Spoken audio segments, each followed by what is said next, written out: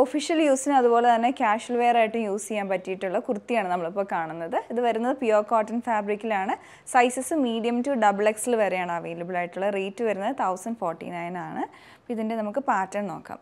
Pure cotton ഫാബ്രിക്കിൽ ഇതിൻ്റെ shade വരുന്നത് ഒരു ക്രീം കളറിലാണ്. എന്നിട്ട് അതിൽ ബൂട്ടാസ് വീവ് ചെയ്ത് വന്നിട്ടുണ്ട്. അത് ബ്ലാക്ക് കളറിലുള്ള ബൂട്ടാസാണ് വരുന്നത്.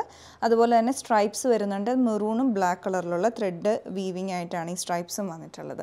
പിന്നെ ഇതിൻ്റെ പാറ്റേൺ വരുന്നത് ഹൈ യോക്ക് കട്ടിങ് കൊടുത്തിട്ടുണ്ട്. അവിടെ ഹൊറിസോണ്ടലായിട്ടാണ് ഫാബ്രിക് വെച്ചിരിക്കുന്നത്.